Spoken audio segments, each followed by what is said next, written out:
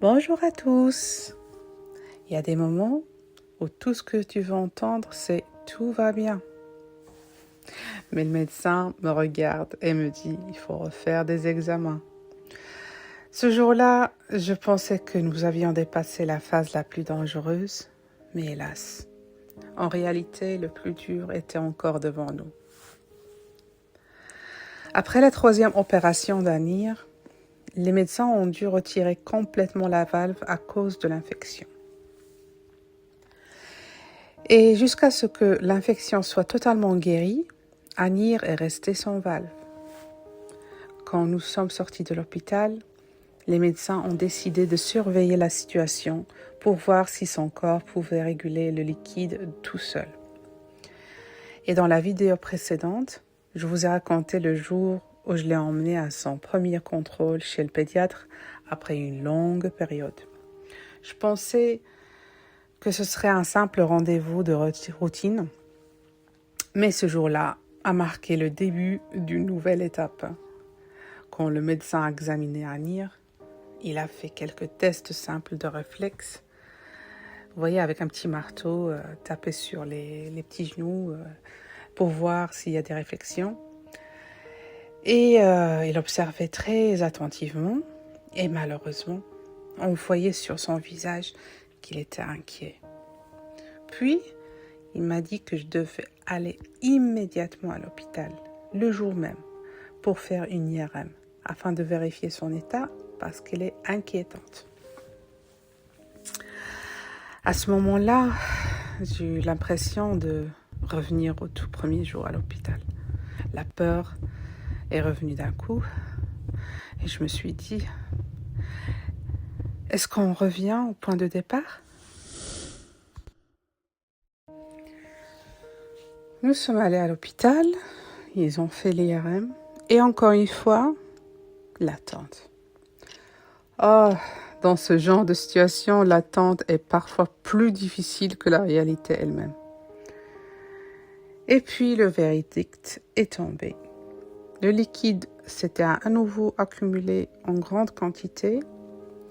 La pression sur le cerveau avait augmenté et les médecins ont dit qu'une nouvelle opération était nécessaire et qu'il fallait remettre une valve le plus rapidement possible.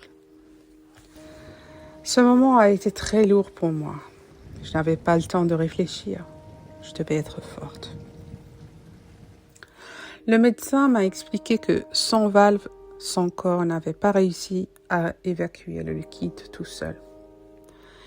Il fallait installer une nouvelle valve pour diminuer la pression et protéger son cerveau de dommages à long terme.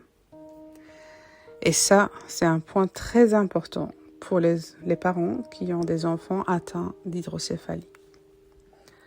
Une pression excessive sur le cerveau peut affecter le développement moteur, le développement cognitif et la vision, si elle n'est pas traitée à temps. À ce moment-là, je n'ai pas beaucoup pleuré, j'étais vide, mais je savais une chose, je devais être forte pour lui. Anir est retourné au bloc opératoire. Encore une fois, je l'ai confié au médecin. Et encore une fois, j'ai attendu devant la porte. Les heures semblaient durer des jours. Et l'opération s'est bien passée, heureusement. Ils lui ont posé une nouvelle valve pour drainer le liquide. Et cette fois-ci, la valve était imprégnée d'antibiotiques. Si j'ai bien dit, donc ça se dit en anglais, Antibiotic Impregnated Shunt, pour réduire le risque d'infection. Ce détail est très important car c'est l'infection qui avait causé le retrait de la précédente valve. C'est à ce moment-là que j'ai commencé à mieux comprendre qu'est-ce qu'une valve, comment fonctionne-t-elle, quels sont les signes à surveiller. Les signes d'alerte peuvent être des maux de tête, des vomissements en jet, des gonflements, ça peut être au niveau du ventre ou bien au niveau de ces cicatrices de valve, derrière l'oreille ou bien sur la tête. Changement de comportement, Ça peut être des cris aigus ou bien somnolence, fatigue tout le temps. Et bien évidemment, et dernièrement, la fièvre. Donc, il faut faire bien attention parce que fièvre égale inflammation. Et je veux dire à tous les parents, si votre enfant a une valve, surveillez les petits changements.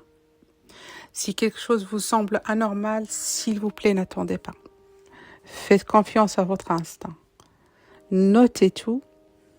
Posez les questions au médecin. Même si elles vous semblent simples, n'ayez pas honte, n'ayez pas peur de demander. Et si vous ne comprenez pas, redemandez. Ne comparez jamais votre enfant à un autre et surtout faites confiance à votre instinct de parent. Votre enfant n'est pas un diagnostic. C'est un être humain avec son propre chemin. La période après l'opération est très délicate. Je surveillais chaque détail, sa respiration, son regard, les mouvements de sa tête. Et petit à petit, son état a commencé à se stabiliser. Les examens montraient une amélioration. Les médecins commençaient à me rassurer.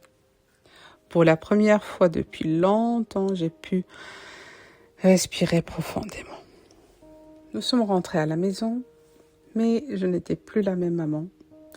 J'étais plus consciente, plus organisée et plus forte.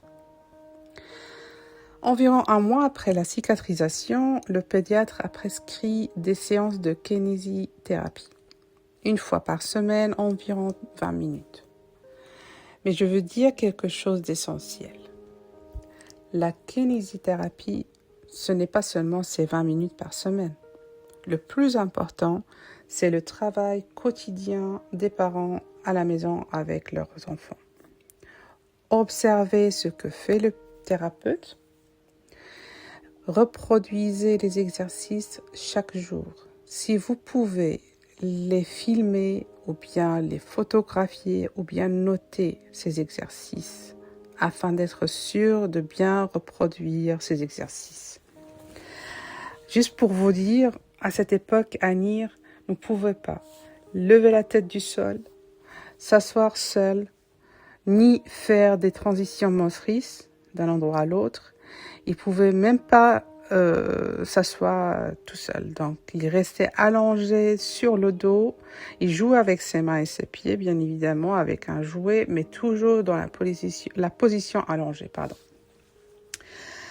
Et si je voulais vraiment qu'il s'asseye, alors je devais le soutenir.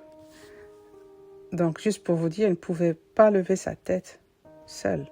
Et là, je l'ai compris, que la patience, plus la répétition, plus les exercices quotidiens font la différence. Vraiment font un miracle. Pas la vitesse, juste avoir de la patience et la répétition, sans cesse. Et rester constant. Voilà. Alors, après l'opération, Anir devrait faire une IRM environ chaque mois. Alors, chaque mois, nous allions à l'hôpital, nous attendions et nous vérifions. Est-ce que la valve fonctionne? Est-ce que le liquide diminue? Est-ce que les ventricules rétrécissent? Mais après environ 3 IRM, le changement était minime. Le liquide ne diminuait pas autant que prévu.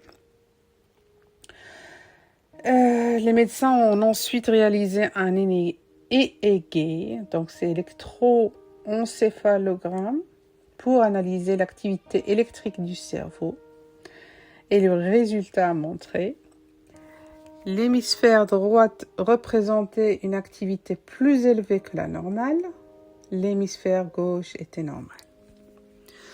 Alors, la neurologue pédiatrique de l'hôpital a décidé de lui prescrire un traitement pour réduire le risque de crise d'épilepsie. Car lorsque l'activité n'est pas équilibrée entre les deux côtés, le risque de crise est plus élevé. Le médicament devrait être pris tous les 12 heures, mais après 2 augmentations de dose, l'activité de côté droit ne diminuait pas beaucoup malheureusement. Après environ 6 mois, la quantité du liquide n'avait pas beaucoup changé. l'activité cérébrale ne diminuait pas et le doute s'est installé. Le chirurgien a dit honnêtement, nous ne sommes pas sûrs à 100% que la valve fonctionne correctement. Et il y a plusieurs hypothèses étaient possibles. Donc la valve pourrait avoir un problème. La partie supérieure pourrait fonctionner, mais la partie inférieure pourrait être bloquée. Les ventricules visibles sur l'IRM pourraient ne pas être remplis uniquement que du liquide. Le cerveau pourrait avoir subi une pression prolongée et ne pas s'être encore réexpandé.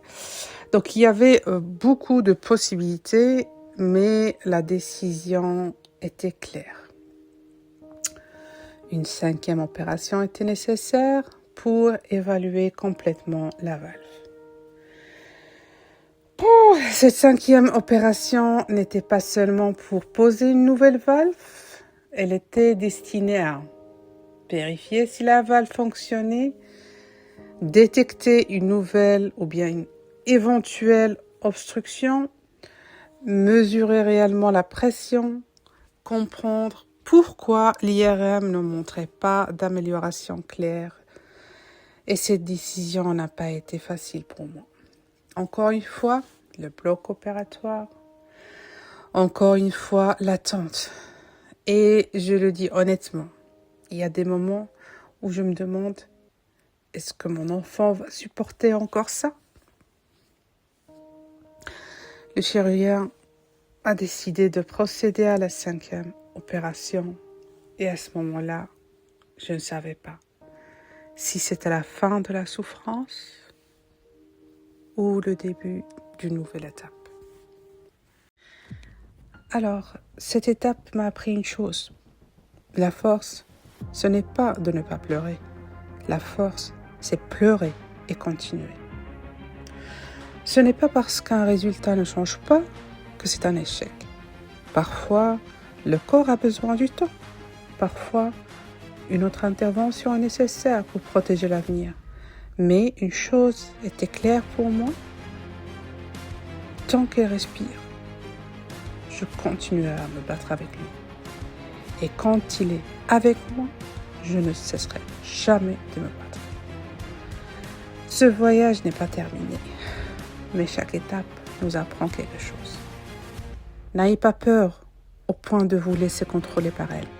Oui, il faut être conscient, mais il ne faut pas vivre uniquement dans l'anticipation du pire. Merci du fond du cœur d'avoir écouté jusqu'ici.